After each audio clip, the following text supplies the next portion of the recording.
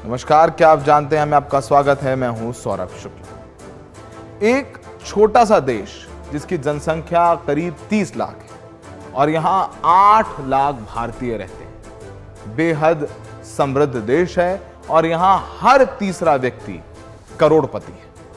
हम बात कर रहे हैं कतर की, वो देश जो अभी सुर्खियों में है। वजह है 8 भारतीय पूर्व नौसैनिकों को मौत की सजा सुनाना। पिछले साल अगस्त में इन भारतीयों को गिरफ्तार किया गया था और अब उन्हें 26 अक्टूबर को मौत की सजा सुना दी गई। पहले पूरी कहानी बताते हैं कि हुआ क्या है।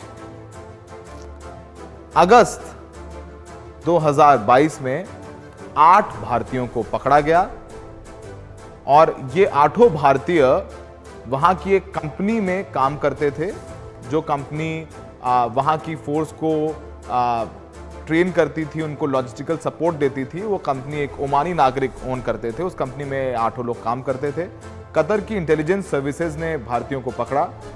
जैसा कि हमने बताया, ये सभी दहारा ग्लोबल टेक्नोलॉजीज में काम करते थे।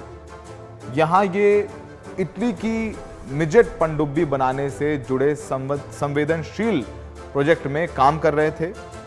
ये गिरफ्तारी अचानक हुई। इसकी सूचना भारतीय एम्बेसी को सितंबर में दी गई, यानी गिरफ्तारी अगस्त 2022 में हुई थी और भारत को औपचारिक सूचना दी गई सितंबर में। पहली बार काउंसलर एक्सेस अक्टूबर में मिला, दूसरी बार काउंसिल एक्सेस दिसंबर में मिला।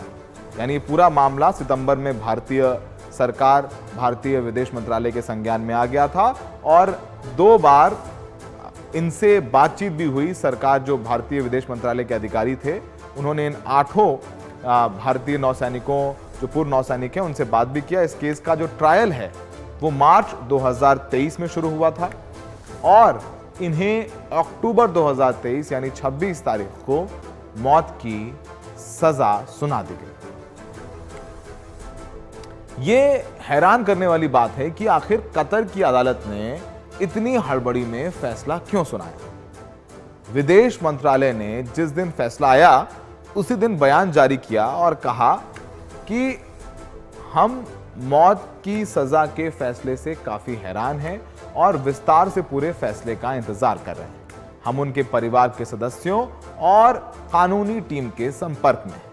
हम सभी कानूनी विकल्पों पर विचार कर रहे हैं। हम इस मामले को बहुत अहमियत दे रहे हैं और काफी करीबी से इसे देख रहे हैं। हम हर तरह की कानूनी सहायता देते रहेंगे। हम कतर की सरकार के साथ भी इस फैसले को उठाएंगे। इस मामले की गोपनीय प्रकृति को देखते हुए अभी इस मौके पर कोई टिप्पणी करना उपयुक्त नहीं होगा। अगर कतर को इन लोगों से कोई शिकायत भी थी तो वो वापस इन्हें भारत भेज देते। इन्हें सजा नहीं देनी चाहिए थे। दोनों देशों के बीच साल 2015 से कैदियों को वापस भेजने का समझौता भी है। सवाल उठ रहा है कि भारत कतर के रिश्ते पुराने तो हैं, लेकिन क्या तल्ख हो गए हैं अब रिश्ता? जो रिश्ता है उसमें अब ये कड़वाहट क्यों आई? अब इसके पीछे का एक बैकग्राउंड आपको समझाते हैं। पहली बार तल्खी नूपुर शर्मा के बयान के बाद दिखी। आपको याद होगा, नूपुर शर्मा ने पिछले साल, जो कि बीजेपी की प्रवक्ता है, उन्होंने एक टीवी चैनल के दौरान प्रॉफिट को लेकर के एक अभद्र टिप्पणी की थी, जिसके बाद काफी तीखी प्रतिक्रिया दी थी। कतर पहला देश था जिसने भारत से सार्वजनिक माफी की बात कही थी। नूपुर शर्मा को पार्टी से बर्खास्त कर मामले को सुलझाया गया था। सवाल यह है कि क्या ये दोनों मामले एक दूसरे से जुड़े हैं? कतर और भारत के बीच रिश्ते अच्छे रहे हैं और भारतीयों का कतर की तरक्की में एक बहुत बड़ा योगदान है। ऐसे में कतर ने इतनी जल्दीबाजी क्यों दिखाई? क्यों 8 भारतीयों को मौत की सजा सुना दी?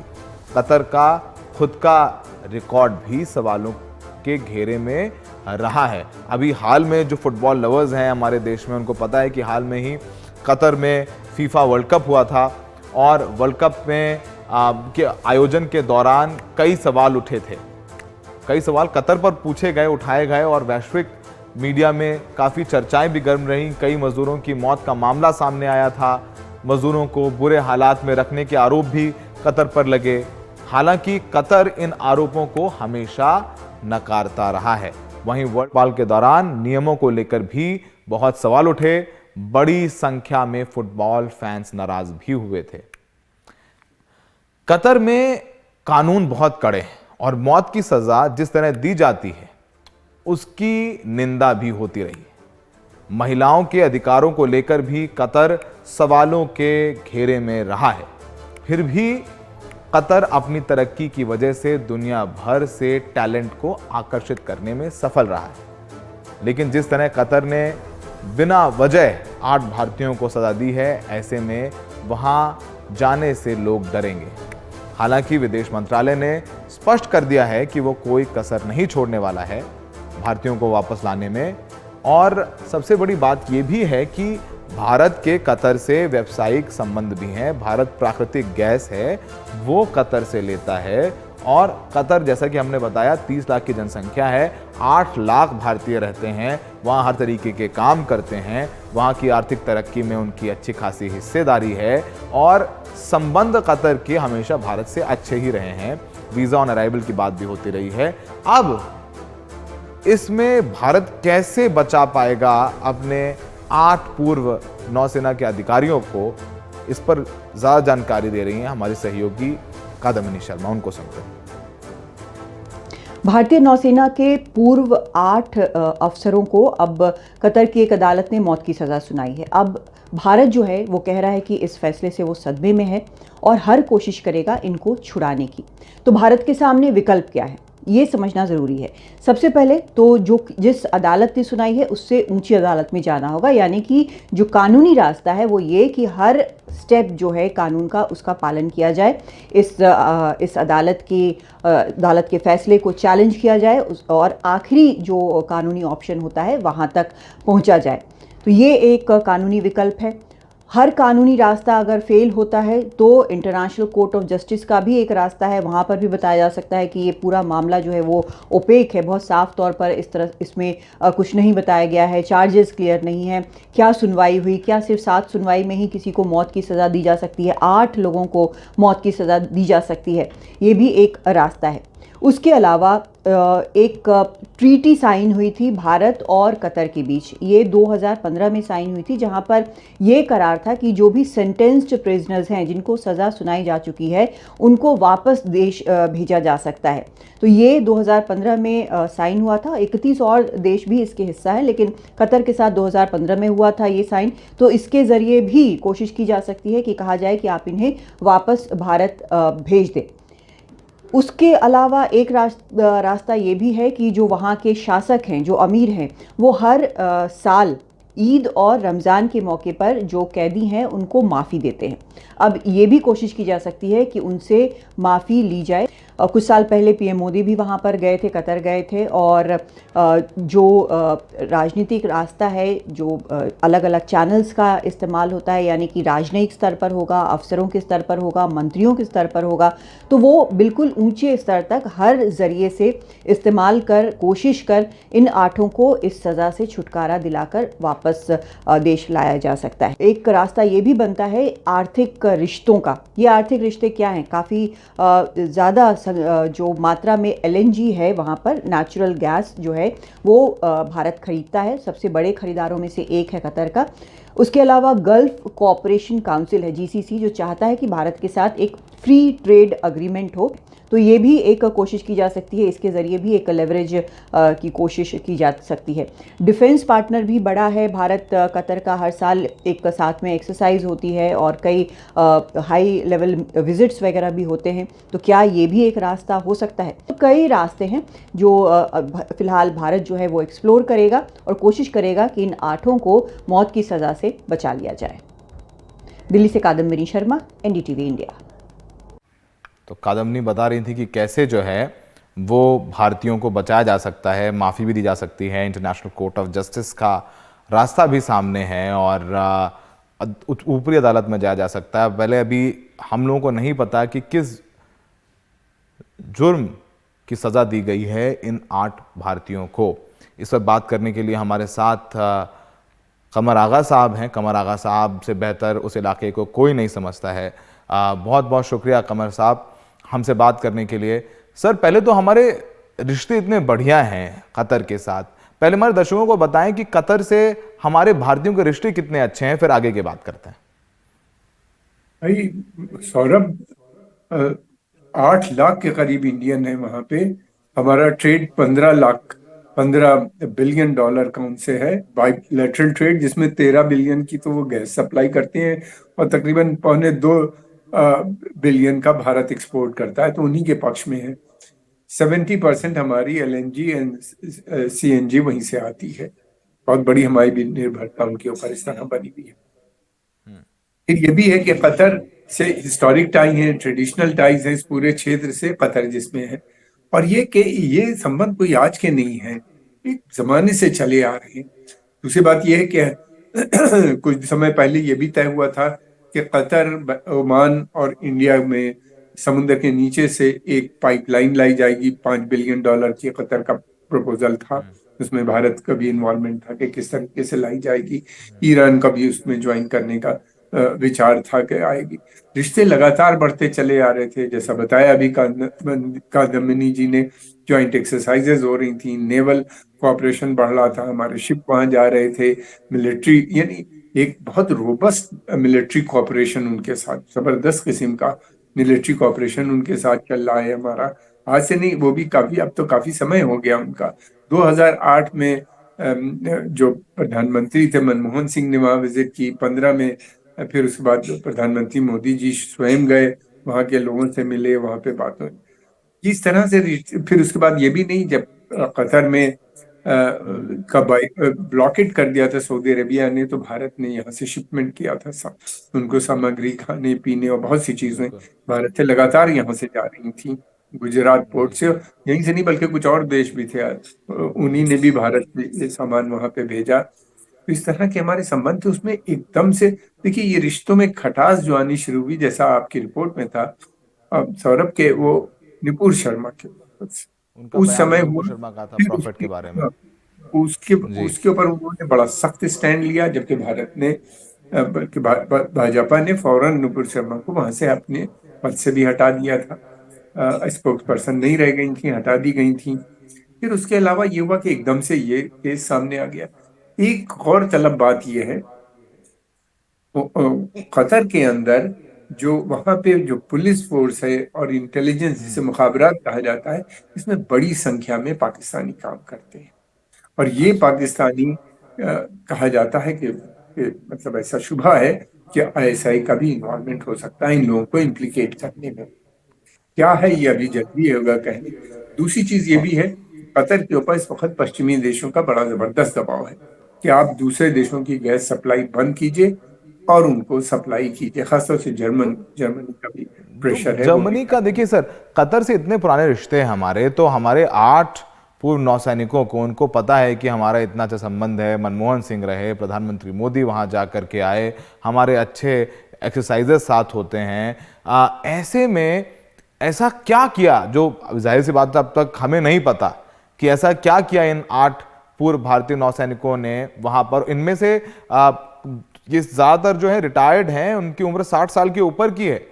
कुछ उसमें बुजुर्ग अधिकारी भी हैं जो कि अपनी पूरी सर्विस कर सकते थे, और कुछ कुछ इसमें से जो इनको सजा मिली है वो वहां पर 5-6 साल से पिछले काम कर रहे थे। उनमें से एक जो पूर्व नौसैनिक हैं कमर साहब, उनको प्रवासी भारतीय सम्मान भी मिला था अभी कुछ दिन पहले, कि कतर और भारत के संबंध अच्छे करने के लिए। ऐसे में अब हमें एग्जैक्टली नहीं पता, लेकिन अगर आप इस पर प्रकाश डालें कि ऐसा क्या कर सकते हैं,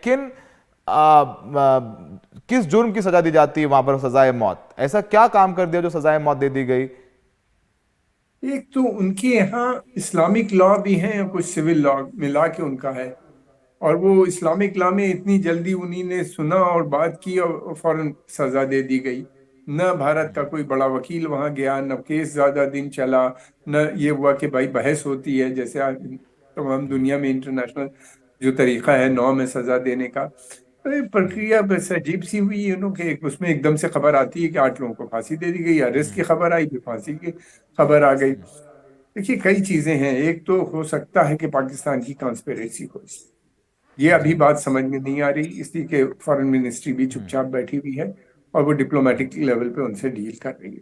दूसरी बात ये कि अभी बहुत से ऑप्शन का दमनी ने बताए वो हैं हम लोग के पास, ये तो इम्पॉसिबल है कि वो फांसी दे पाए। हिंदुस्तान का जो क्लाउड है वहां पे, और हिंदुस्तान के जो इतने लोग वहां पे काम करते हैं, हिंदुस्तान के ऊपर जो उनकी डिपेंडेंस बहुत ज्यादा है, इसी कि ये लोग सिर्फ वर्कर लेबर नहीं है क्लास, वहां पे इंजीनियर हैं, डॉक्टर हैं। ये 8-10 लोग बहुत जो पकड़े प्रभावशाली गए, कम्युनिटी है, 8 लाख लोग हैं। 30 लाख में 8 लाख तो हम लोग हैं वहां पर। जी 8 लाख लोग हैं। फिर उसके अलावा ये कि उनका एक बड़ी अच्छी रिस्पेक्ट है वहाँ, प्राइवेट कंपनीज जी में भी और कमर सरकार के साहब, अंदर भी वो लोग काम करते हैं कमर वहाँ पे। साहब कमर साहब, वक्त है ब्रेक का, कहीं जाइएगा नहीं। ब्रेक के बाद मैं सवाल पूछूंगा कि भारतीयों का जो अभी जिस पर बात कर रहे थे कि वहां क्या क्लाउड है, किस तरीके से हम वहां इकोनॉमी में कंट्रीब्यूट करते हैं, इस पर बात करेंगे। ब्रेक के बाद लौटते हैं, कहीं जाइएगा नहीं कमर साहब।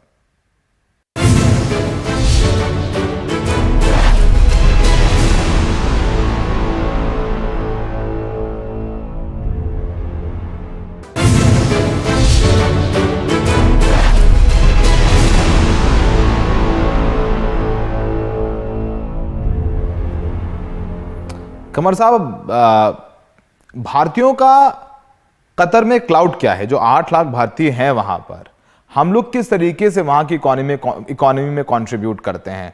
हमारे वर्चस्व के बारे में बताइए। कतर में वहां 8 लाख एक तरफ हो जाएं तो बड़ा आंदोलन हो जाए।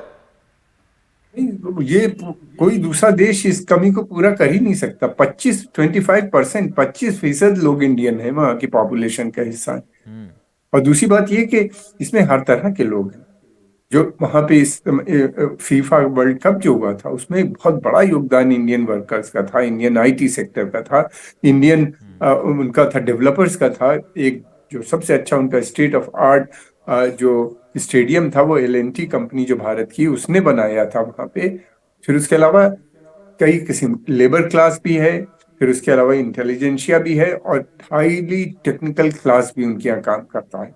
इन 8 के 8 लोग जो थे बहुत ही टेक्निकल और बड़े सोफिस्टिकेटेड प्रोग्राम के जो वहाँ की नेवी से जुड़ा हुआ था उससे जुड़े हुए थे। अगर ऐसे ही होगा तो जाहिर सी बात है कि एक बड़ी संख्या में ये जो आईटी सेक्टर और इस तरह के जो स्पेशलाइज्ड हैं, बैंकिंग या इन सब चीजों में है, वो दूसरी जगह जाने लगेंगे, उनको जॉब दूसरी जगह भी मिल जाएगा, वो मूव कर जाएंगे और दूसरे मुल्कों में, यूरोप जा सकते हैं, अमेरिका जा सकते हैं, सब जगह उनकी जरूरत है। तो ये एक क्लाउड है जिसको मैं समझता हूँ कि कतर कभी इनको इग्नोर नहीं कर सकता। दो चीजें और जो है मैं आपको बताना चाहता हूँ। एक तो ये है कि कतर जो है ये अमेरिका की जो सेंट्रल कमांड है उसकी जो एयरफोर्स का हेडक्वार्टर भी है वहां पे, और बड़ी संख्या में अमेरिकन पायलट भी रहते हैं। और इस समय तो खैर उनके वहाँ 5th generation 6th generation bombers भी, फाइटर प्लेन्स भी उन्हीं ने डिप्लॉय कर दिए जब से ईरान से टेंशन बढ़ा है या इस समय गाजा की चलते हुए। फिर उसके अलावा कतर, क्या कतर इस तरह तो नहीं है कि एक तरफ कनाडा कनाडा हमारे पीछे पड़ा है, दूसरी तरफ इसको लगा दिया गया, ये इस तरह की बातें कर रहे हैं। इसके ऊपर भी बात चर्चा में आई है लोगों की। मैं ये कह नहीं रहा कि ऐसा हुआ होगा। दूसरी बात ये भी है कि जो वहां के ऊपर जो है, क्या कतर इस्लामिक लीडरशिप के प्रेशर के क्या एस्पिरेंट है? इसलिए कि सऊदी अरेबिया इस समय लिबरल इस्लाम की बात कर रहा है, जी हालांकि उसने वहाबी जो इस्लामिक एस्टैब्लिशमेंट है कट्टरपंथी, जी उसको कमल साहब। अबेंडन नहीं किया है, उसको उन्हीं ने वीक कर दिया है वहां के जी। ऊपर। और बहुत से लोग जी। चैंपियन करने लगे, तुर्की भी इस्लामिक देश की लीडरशिप की बात करने लगा। क्या कतर इस जी। तरह की बात कर रहा है? नुपुर शर्मा का जी। केस और फिर इंडिया से इस जी तरह कमल का साहब। इंटरप्रिटेशन, इस एटीट्यूड, ये मैं ये नहीं जी। कह रहा हूँ कि ऐसा है, लेकिन ठीक। ये इस तरह की बातें उठ रही हैं, सवालात जी। उठ रहे हैं जी कि क्या सवाल है। उठेंगे, लेकिन जायज जायज है। कमर एक एक साहब। सेकंड, एक जी। एक सेकंड दूंगा। कतर के भारत से बहुत अच्छे संबंध हैं। कतर का पिछला रिकॉर्ड बहुत अच्छा रहा है, बारिंग ये 2 इंसिडेंट के, बल्कि तीसरा इंसिडेंट हमारे जब वाइस प्रेसिडेंट वहां गए थे तो उनका लंच कैंसिल कर दिया गया था। वो भी बड़ी जी अजीब बिल्कुल स्थिति में बिल्कुल, वो हुआ लंच था। कैंसिल किया गया था नुपुर शर्मा के बयान के बाद। जी। के बाद में लंच उनका कैंसिल किया गया, जी। हालांकि बहाने बनाए गए, जी लेकिन कमर ये साहब, कमर साहब, वक्त इतना ही है। हम लोग और इस पर आगे चर्चा करते रहेंगे, लेकिन कमर साहब ने समझाया, हमने कोशिश की दर्शकों को बताने की कि क्या पूरा मामला है। और कतर में 30 लाख लोग रहते हैं कतर में और 8 लाख भारतीय हैं, तो ये मामला जो है देखना होगा कैसे भारत सरकार सुलझाती है। और भारत सरकार कह रही है कि वो सब कुछ करेगी इन 8 पूर्व नौसैनिकों को भारत वापस लाने के लिए। फिलहाल क्या आप जानते हैं में इतना ही। देश दुनिया की तमाम खबरों के लिए बने रहिए एनडीटीवी इंडिया के साथ।